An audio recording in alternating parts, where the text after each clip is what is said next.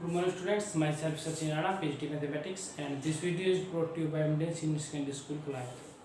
तो हम 9th class में मैथ्स में जो चैप्टर 7th है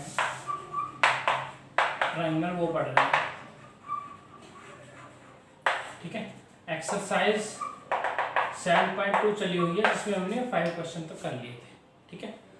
अब इससे पहले कि हम आगे प्रोसीड करें, मैं आपको कुछ यूजफुल इंफॉर्मेशन है जो एक वो बता देता हूँ। जैसे कि आप सबको पता है कि स्कूल्स काफ़ी टाइम हो चुका है खुले नहीं हैं, तो सीबीएसई ने 30% सिलेबस है जो वो कम कर दिया है। आपका हर एक सब्जेक्ट का 30% सिलेबस सीबीएसई की तरफ से कट चुका है। तो अब वो पोर्शन कौन सा है, तो हम पहले डिस्कस करते हैं।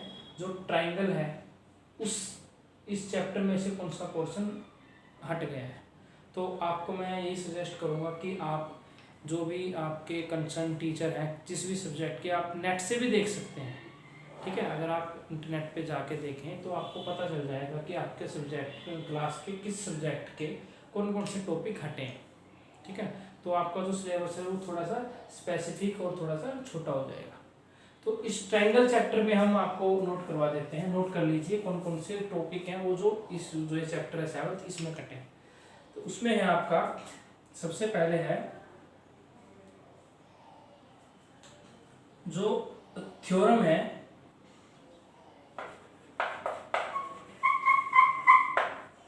Theorem proof is deleted. Theorem कौन सी है? ASC theorem. Angle side angle जो थ्योरम है उसका जो प्रूफ था वो क्या हो चुका है? डिलीट हो चुका है। मतलब आपको एग्जाम में वो जो प्रूफ आएगा वो नहीं पूछा जाएगा, ठीक है। सेकंड क्या है, जो टॉपिक डिलीट हुआ है वो है triangle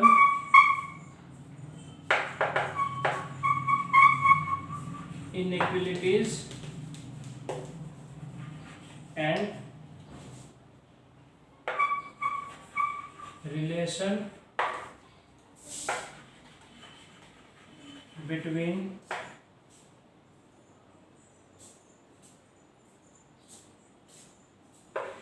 angle and facing side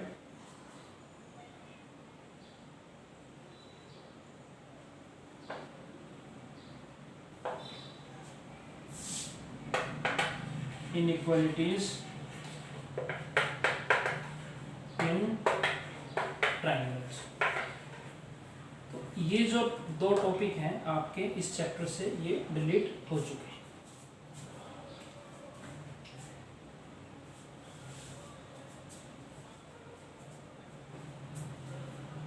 कुछ चैप्टर्स ऐसे हैं जिसमें कोई भी डिडक्शन नहीं हुआ है, वो एज इट ही है, ठीक है। तो आप चेक कर लें कि कौन से चैप्टर से कौन कौन से डिलीट हो गए हैं। बाकी मैं एक वीडियो बना दूंगा, उस पर मैं स्पेशल यही बताऊंगा कि जो सिलेबस है आपका कि कौन कौन सा टॉपिक है जो वो डिलीट हो गए हैं, ठीक है। तो फिलहाल हम ट्रायंगल चैप्टर कर रहे हैं, तो उसमें जो पोर्शन डिलीट हो गए हैं वो मैंने बता दिया, ठीक है। अब स्टार्ट करते हैं एक्सरसाइज 7.2।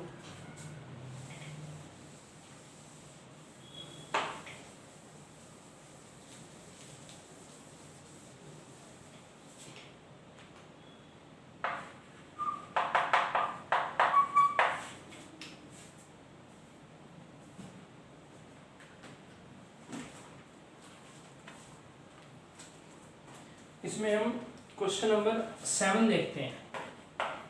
7th क्वेश्चन देखते हैं। क्वेश्चन है triangle ABC is a right angle triangle in which angle A is equal to 90 degree. आपको एक ट्रायंगल दे रखी है,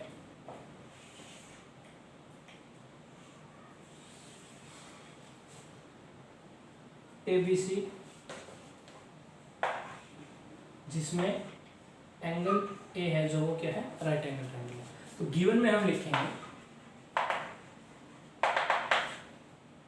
इन triangle ABC angle A is equal to 90 degree. ठीक है, ये आपको गिवन दे रखा है। And A B is equal to A C, A B is equal to A C, ये दे रखा है। मतलब जो ये ए बी साइड है ये किसके इक्वल है, ए सी के इक्वल दे रखी। ठीक, प्रूव क्या करना है, find angle B and angle C. देखिए पिछले क्वेश्चंस जो हैं वो इनमें थोड़ा सा चेंज है। जो हमने अब तक क्वेश्चंस किए हैं उनमें शो दैट या टू प्रूव पूछा गया था कि टू प्रूव कीजिए या शो कीजिए, लेकिन यहाँ पर फाइंड मतलब आपको वैल्यू निकालनी है। तो यहाँ पर हम लिखेंगे फाइंड क्या करना है आपको, angle B and angle C. To prove नहीं लिखेंगे हम, ध्यान रखें। कई बच्चे फ्लो बना हुआ होता है, रट्टा लगा के रखते हैं गिवन टू प्रूफ। ठीक है, लेकिन ऐसा नहीं है। आपको देखना है कि आपको क्वेश्चन में पूछा क्या गया है। पूछा गया है कि find the value of B and C, आपको इन दोनों एंगल्स की वैल्यू बतानी है, बी की और सी की। तो क्योंकि कुछ प्रूव नहीं करना है, so we will write find instead of to prove. अब यहाँ पे क्योंकि फाइंड है तो इसके नीचे भी कई बच्चे क्या करते हैं, प्रूफ से स्टार्ट करते हैं। प्रूफ नहीं करना, प्रूफ होगा टू प्रूव का, और फाइंड के बाद हम करेंगे सॉल्यूशन। तो यहाँ पर लिखेंगे हम सॉल्यूशन। ठीक है, अब सॉल्यूशन में देखते हैं, स्टार्ट करते हैं। देखिए सबसे पहले आपको क्या दे रखा है, ए बी सी ट्रायंगल के अंदर जो ए बी है किसके इक्वल दे रखा है, ए सी के। ए बी ए सी के इक्वल है, तो आप लिखेंगे in triangle A B C A B is equal to A C.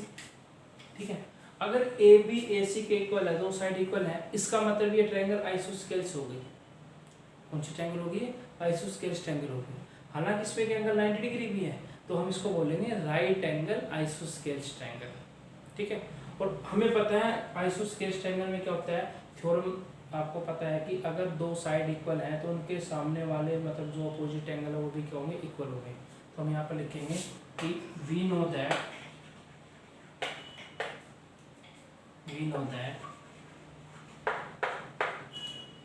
angles opposite to equal sides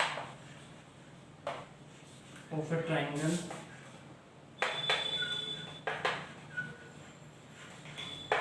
are equal।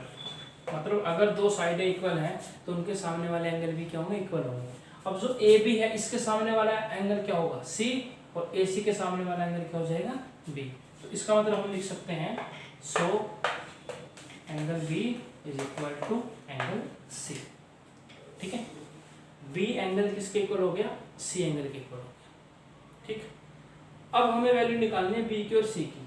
अब देखिए हमें पता है the sum of three angle of a triangle is 180। तो as angle A plus angle B plus angle C is equal to 180 degree. Reason क्या देंगे आप, sum of three angles of triangle. ठीक है, सो अब देखिए एंगल ए है जो, वो तो आपको पहले से ही पता है कितना है, 90 डिग्री गिवन है। एंगल ए इसकी जगह पे आप लिख दीजिए 90 plus angle B plus angle C is equal to 180 degree. Reason आप देंगे ब्रैकेट में कि angle A is equal to 90। ठीक है, यहाँ तक समझ में आ गया। Pause the video and note it down.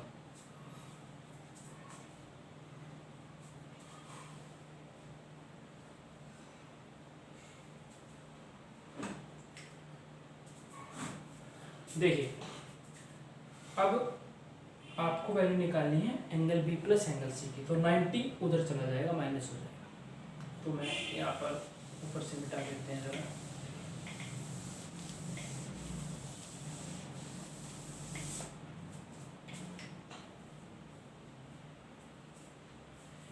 देखिए यहाँ से अगर मैं वैल्यू निकालूँ angle B plus angle C की, तो angle B plus angle C is equal to, ये 90 उधर चला जाएगा, क्या हो गया माइनस हो गया, 180 minus 90 degree, angle B plus angle C is equal to 90 degree.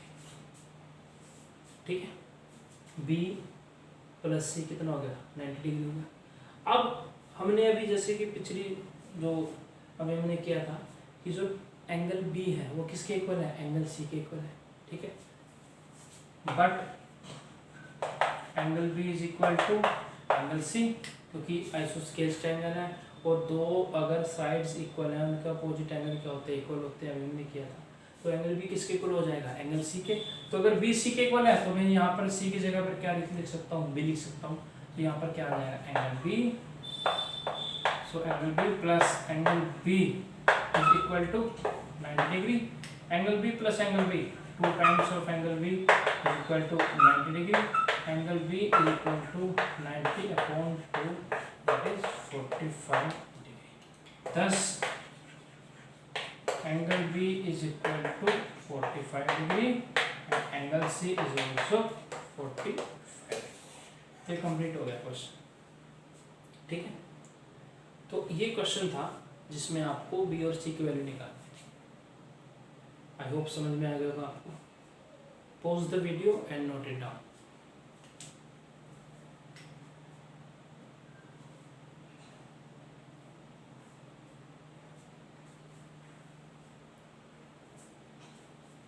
ठीक है, समझ में आ गए। अब नेक्स्ट क्वेश्चन देखते हैं।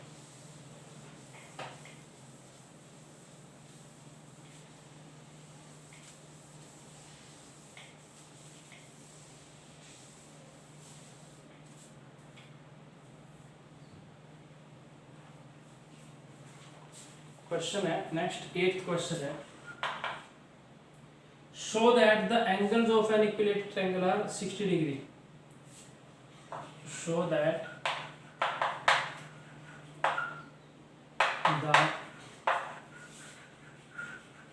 Angles of an equilateral triangle are 60 degree each. ये आपको शो करना है।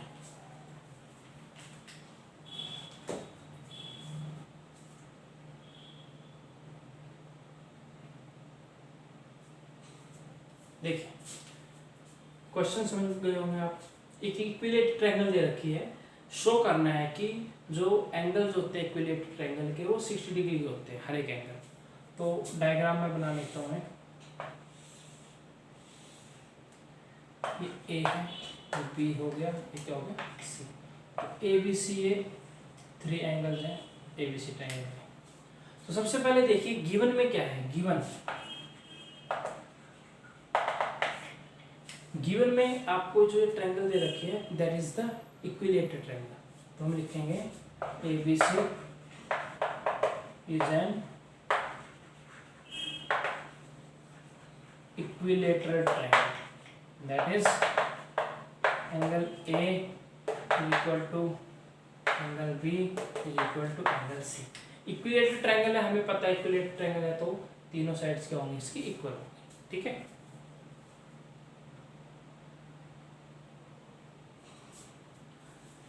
ठीक।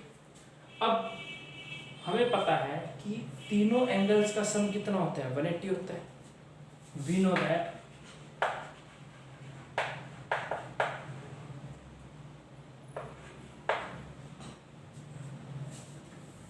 पहले एक बार ये गिवन हो गया। अब टू प्रूफ देख लेते हैं। टू प्रूफ क्या करना है, टू प्रूफ आपको प्रूव करना है कि तीनों एंगल्स हैं जो वो 60 ईच होंगे, मतलब हर एक एंगल 60 डिग्री का होगा। Angle A is equal to angle B is equal to angle C is equal to 60 degree.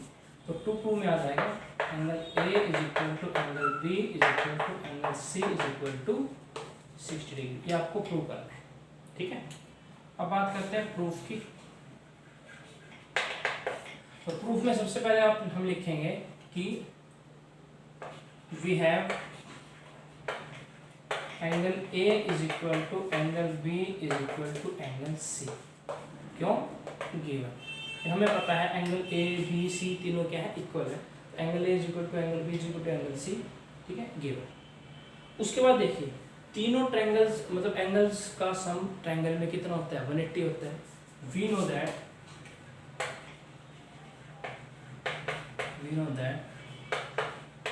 sum of three angles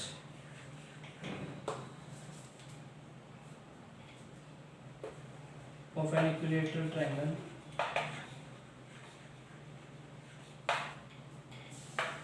equilateral की भी जरूरत नहीं, तो एक नॉर्मल सी जो थ्योरम है कि the sum of three angles of a triangle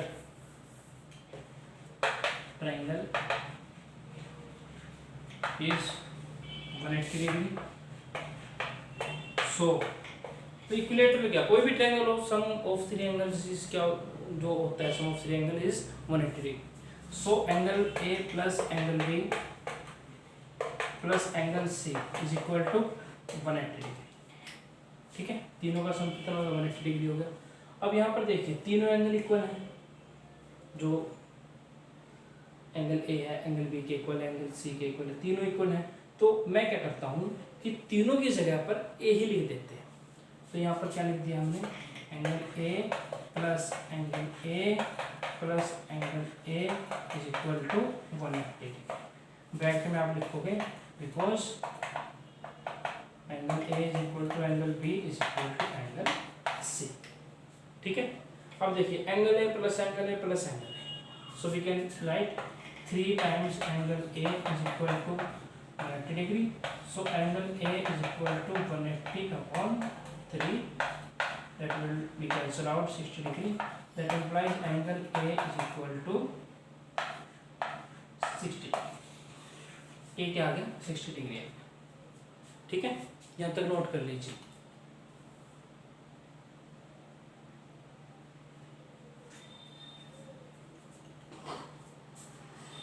यहाँ तक समझ में आ गया। जो एंगल ए आया है वो कितना है, 60 डिग्री है। अब देखिए आगे,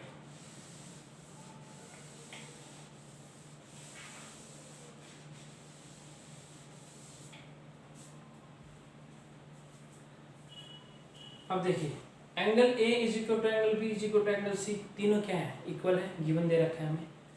but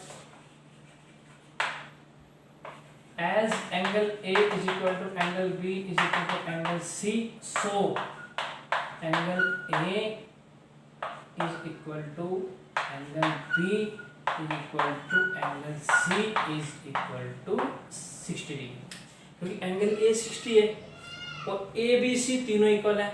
it means A is equal to B is equal to C is equal to 60 degree, and that is what we have to prove. Hence prove, ठीक है, ये प्रूव हो गया। Pause the video and note it down.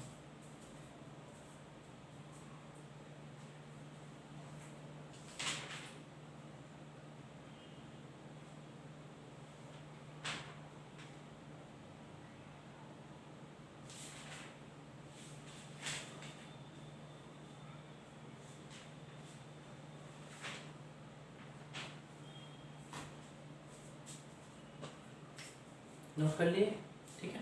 तो अब हमारी जो exercise है 7.2 ये खत्म हो चुकी है, ठीक है। 7.2 एक्सरसाइज खत्म हो चुकी है हमारी। Now we move on to the next exercise 7.3।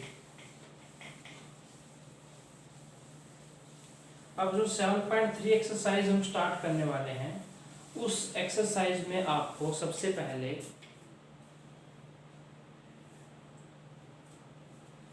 जो कॉन्ग्रेंस रूल है,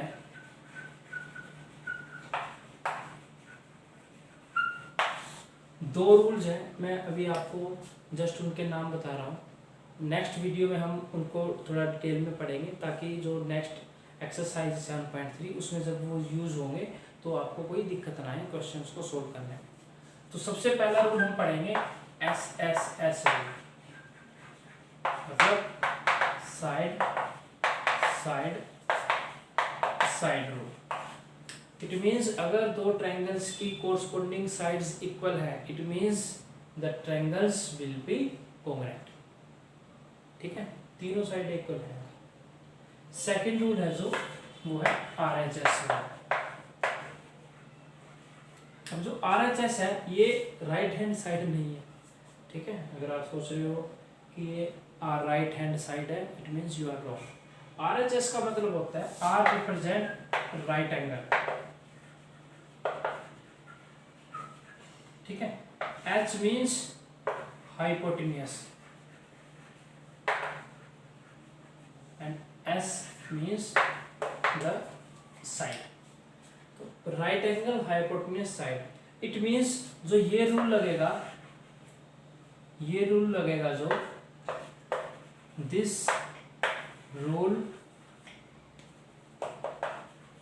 will be valid only for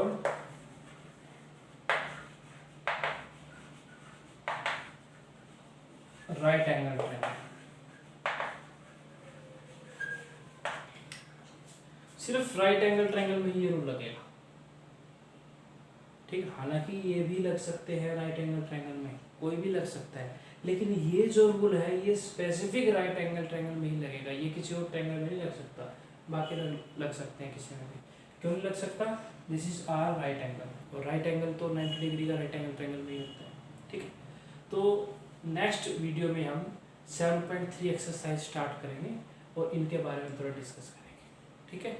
तो आपको अगर कोई प्रॉब्लम है, किसी भी क्वेश्चन में कोई दिक्कत हो, तो आप कमेंट सेक्शन में जाके कोई भी प्रॉब्लम हो वो लिख सकते हैं, चेक किया जाएगा उसको, और जैसे भी होगा बेस्ट सॉल्यूशन आपको दिया जाएगा, ठीक है। तो मिलते हैं नेक्स्ट वीडियो में। Thank you very much.